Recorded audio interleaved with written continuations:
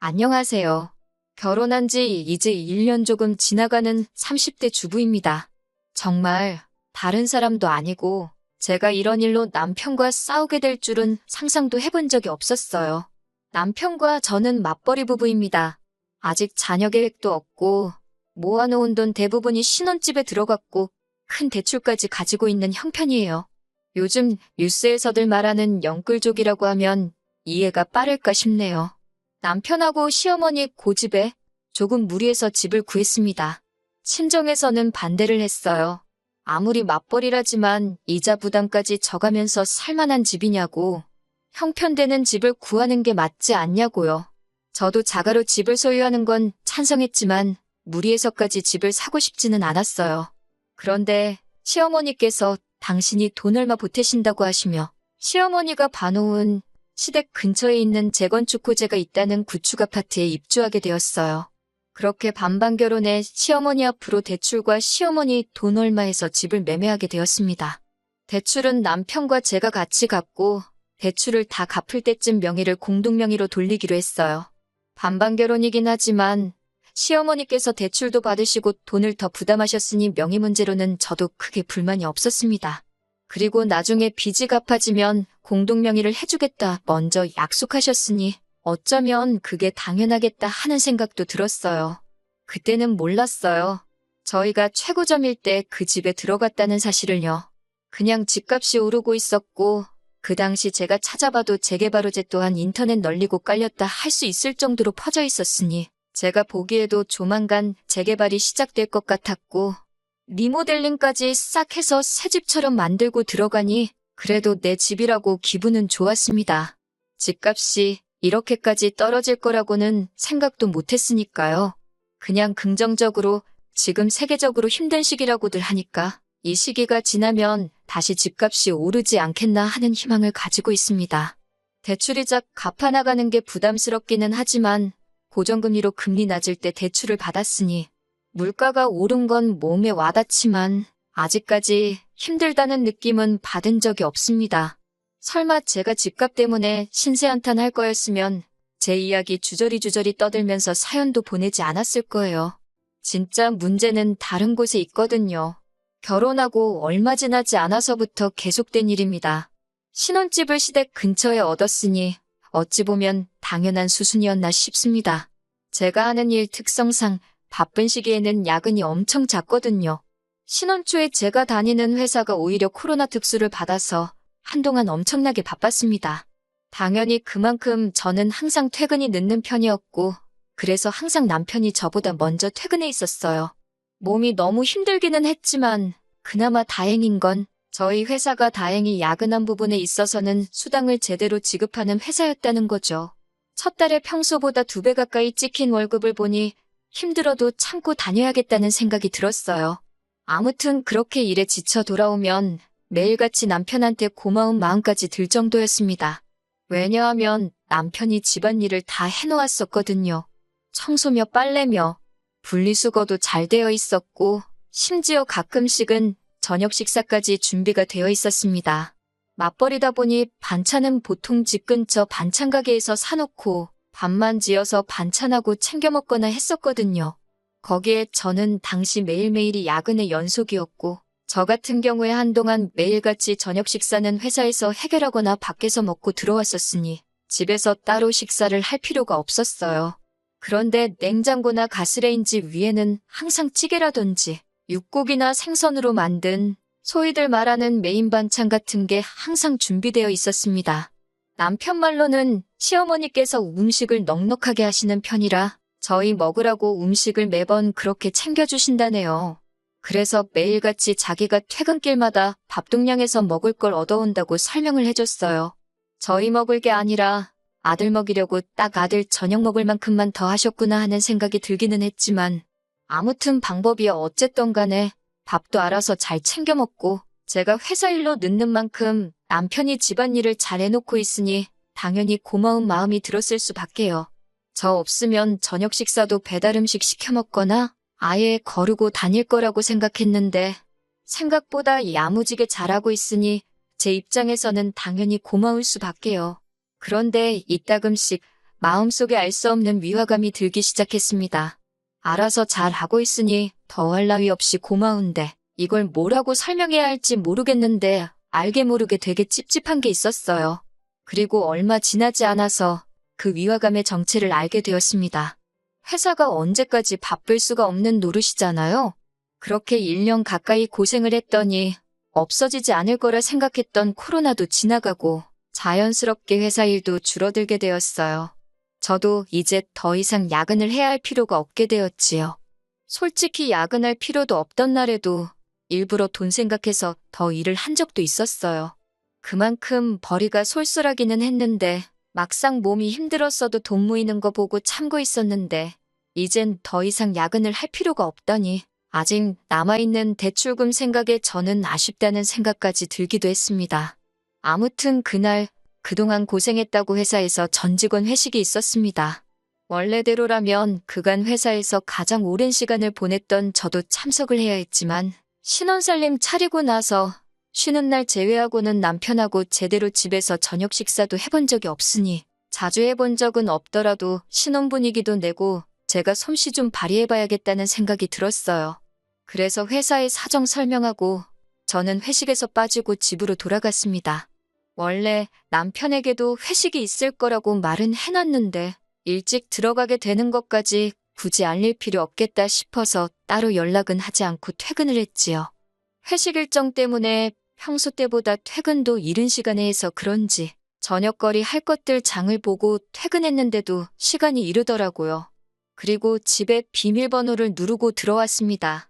그런데 집안에 TV가 켜져 있고 음식을 한 냄새도 진동을 하더라고요. 그리고 주방에서 일찍 왔다는 소리와 함께 시어머니가 등장했을 때 제가 느꼈던 위화감의 정체가 바로 이거였구나 하는 걸 알게 되었어요. 사실 남편이 매번 매일같이 퇴근길에 시댁에 들려서 음식을 얻어온다는 게 사실 말이 안 된다고는 어렴풋이 생각을 하고 있었어요. 그래서 더 이상하게 느꼈던 것 같아요.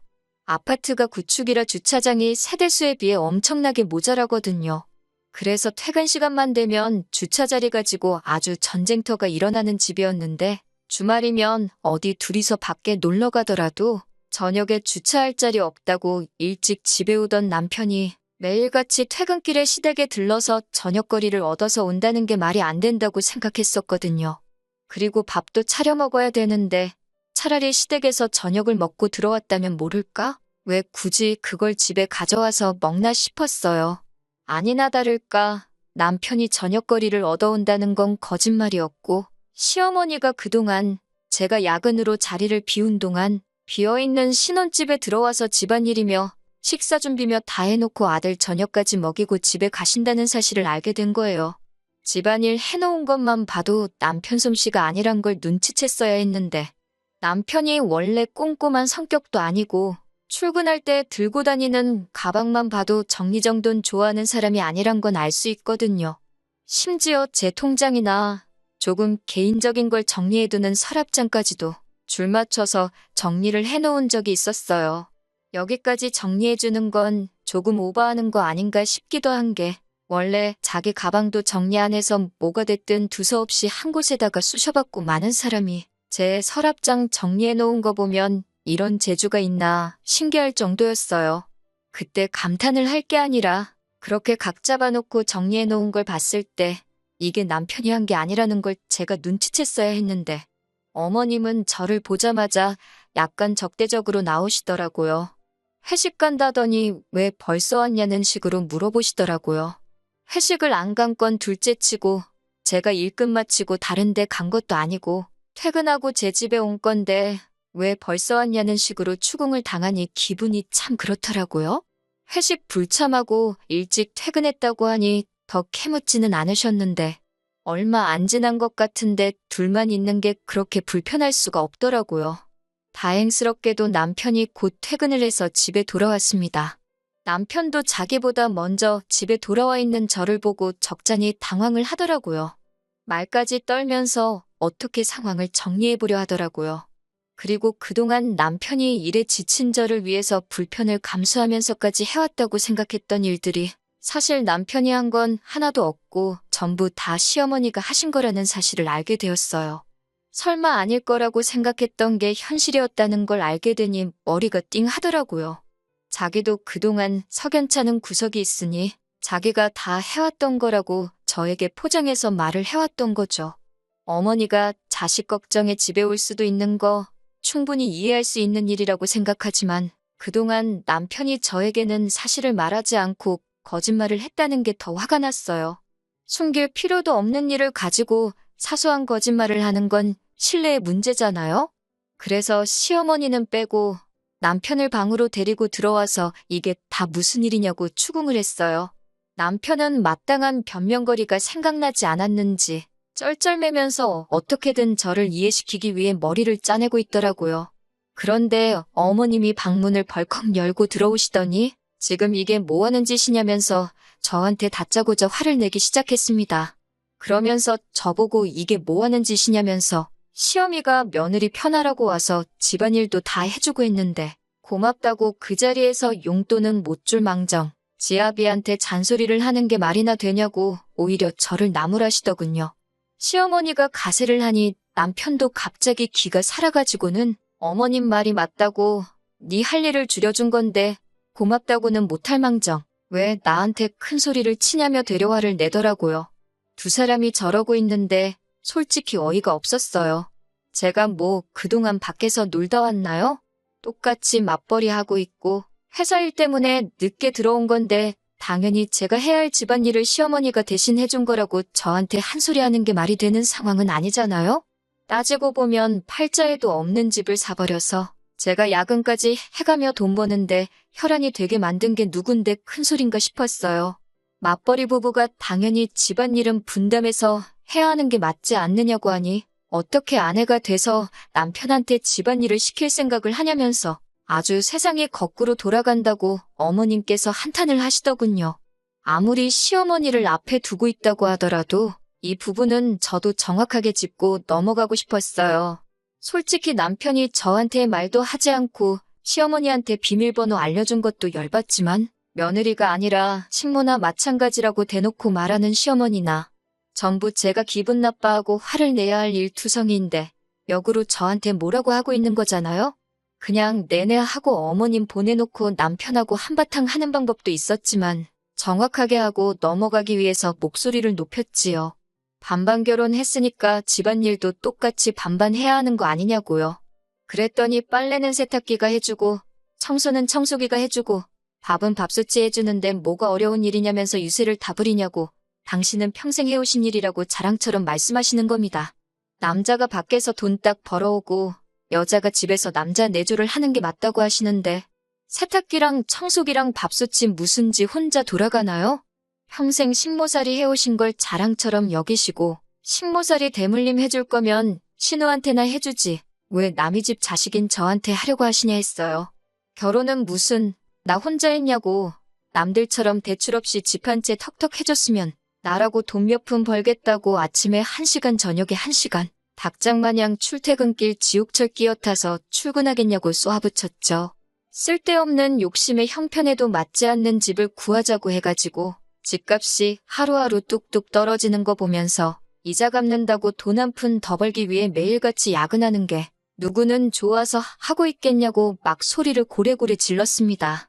시어머니 그 말에 아무 대답도 못하고 저도 소리 지르다 보니 너무 열이 받고 억울해서 눈물이 다 나더라고요. 그 길로 방에 들어가 문 닫고 있으니 시어머니 나가는 소리가 들려왔습니다. 그리고 얼마 안 있어서 남편이 쭈뼛쭈뼛 방에 들어와서 저한테 미안하다고 사과하고 여기까지만 들으면 제가 시짜짓 하는 시어머니를 한 방 먹인 거나 마찬가지겠죠. 그런데 역시나 시어머니가 괜히 시어머니가 아니시네요. 저한테 속수무책으로 당하신 시어머니가 분했는지 다음날 아주 커다란 칼을 갈고 돌아오셨습니다.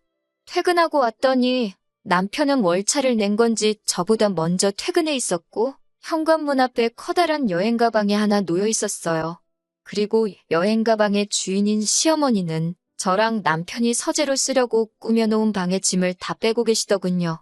남편은 자기 엄마 도와서 지네 엄마 누울 자리를 만들어주고 있었고요. 저한테 상의도 없이 이게 또 뭐 하시는 거냐고 곧바로 따져 물었습니다. 시어머니가 보면 모르겠냐고 하면서 당신 여기서 머물고 지낼 방을 만든다고 하시더라고요. 우리 집에 어머님 방이 왜 필요하냐 했더니 어머님이 이 집에 내 돈이 얼마나 들어가 있는지나 아느냐고 대번에 뭐라고 한마디 하시더군요. 이 집에 내 돈이 제일 많이 들어갔지 않았느냐고. 대부분이 어머님 앞으로 되어 있는 대출이기는 했지만 지분이 가장 많으니 내 집이나 마찬가지라고 우기는 거였어요. 그리고 이제는 10월드 갑질도 모자라서 돈으로 갑질을 시작하신 겁니다. 자기 말대로 안 하면 당장 이 집에 묶인 돈을 빼버리겠다고요. 어머님이 저렇게 강하게 나오는 건 그 돈이 지금 빠져버리면 당장 저희가 아쉬운 상황인 걸 너무나도 잘 알고 계시기 때문이기도 하고요. 제가 곤란해하는 걸 느꼈는지 남편도 기고만장해져서 그러니까 왜 잠자는 사자의 코털을 건드렸냐면서 어머님을 자극을 안 했으면 어머님도 이렇게 나오지 않았을 거라고 제 탓을 하기 시작했어요. 정말 억울했지만 이렇게 졸지에 어머님하고 같이 살아야 할 바에야 제가 제 고집을 빨리 꺾는 게 좋겠다고 생각을 했어요. 시어머니가 이대로 돈을 빼도 문제고 제가 남편한테 져주고 들어가는 모습을 보여주기 전까지는 분명히 이 집에 저렇게 눌러 살 계획이신 것 같은데 하루 종일 같이 지낼 바에야 저 출근해 있는 동안 왔다 가시는 게 낫지 하는 생각에 일단 먼저 어머님께 제가 잘못 생각한 것 같다고 말했습니다. 어머님이 저희 생각해서 도와주신 건데 제가 몰랐다고. 그렇게 한 수 접어주는 척 나갔더니 오히려 더 기고만장해지시더군요. 이참에 며느리 교육도 한번 똑바로 시켜보고 당신도 당신 시어머니한테 해드렸던 것처럼 며느리한테 효도 좀 받아봐야시겠다는 겁니다. 그러면서 앞으로 맞벌이하는 동안 간단한 집안일은 당신이 여태 해줬던 것처럼 도와주겠지만 자기도 낮에 고생한 만큼 저한테 매일같이 저녁상은 얻어먹고 가야겠으니 그렇게 알고 내일부터는 퇴근길에 저녁상 차릴 걸 장을 봐가지고 들어오라고 하시더군요. 정말 이 상황이 너무너무 싫으네요. 불행 중 다행인지 회사에 일이 생겨서 다시 야근을 하고 있는 실정이기는 한데 2주면 끝날 일이에요. 2주 뒤엔 팔자에도 없던 시어머니 수발을 들며 지낼 생각을 하니 아주 고민이 이만저만이 아닙니다. 남편 말 맞다나 대신 집안일 해주는 거였는데 제가 가만히만 있었으면 이런 일도 없었을 텐데 괜히 일을 키운 제 잘못인가 싶기도 하고. 그렇다고 어머님이 이 집이 내 집이나 마찬가지라고 제가 없는 빈집에 들어와서 제 물건을 뒤적뒤적거리는 걸 아는데도 모르는 척 하고 있으면 그건 그것대로 스트레스가 아닐까 싶고 야근하면서 좋은 해결 방법이 없나 생각해보는데 뾰족한 수가 떠오르지를 않네요. 그냥 갑자기 회사가 잘 돼서 잠잠해질 때까지 계속 야근만 시켰으면 좋겠을 따름입니다. 안녕하세요. 후기 및 최근 근황을 전해드립니다. 2주 정도는 회사 일로 피신해 있을 수 있을 줄 알았는데 예정보다 회사 일이 빨리 끝나서 말이에요. 그런데 도무지 집에 돌아가기가 싫더라고요. 그래서 야근 핑계대고 매일같이 회사에 남아 있었습니다. 그런데 아무리 생각해도 그 상황이 너무나 억울했던 거예요. 그런데 제 기분을 읽으셨는지 친정어머니한테서 전화가 왔어요.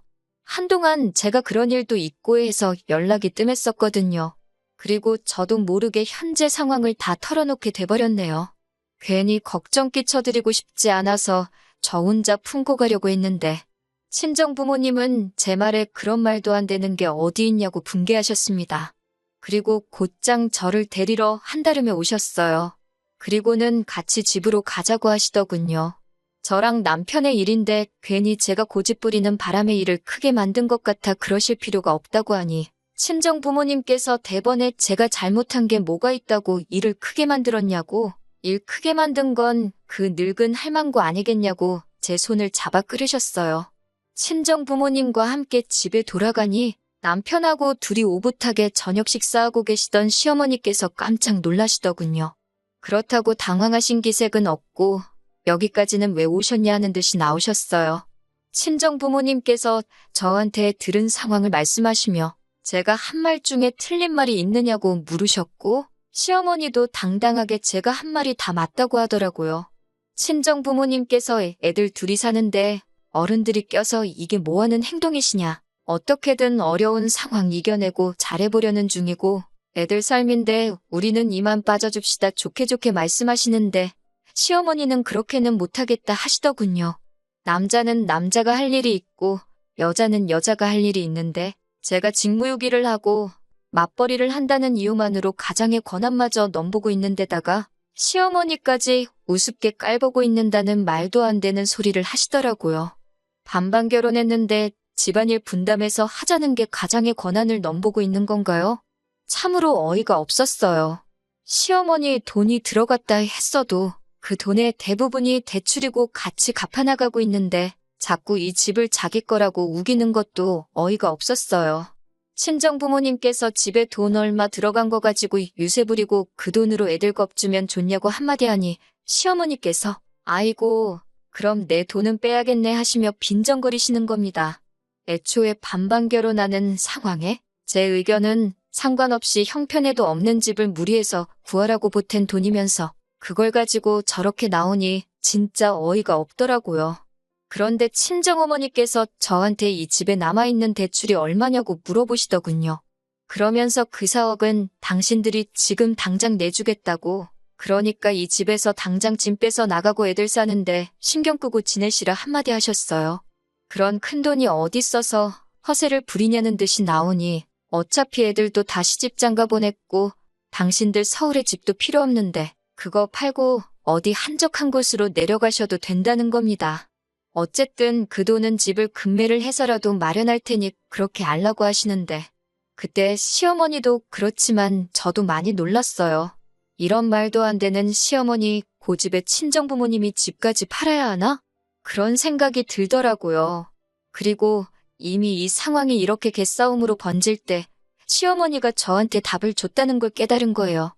이 집이 아직 대출도 많이 남았고 돈 한 푼 아쉬운 상황에서 묶어놓은 돈이 빠졌을 때 아쉬운 게 저뿐만이 아니었다는 걸 말이죠. 당장 친정부모님께 그 돈 마련해 주실 필요 없다고 딱 잘라 말했습니다. 마침 시어머니, 아니, 저 아줌마도 자기 짐 챙겨서 집에 들어왔는데 뭘 더 볼 게 있냐. 그냥 내가 이 집에 들어간 내 돈 빼고 내 짐 빼서 이 집에서 나가는 게 더 빠르지 않겠냐 했어요.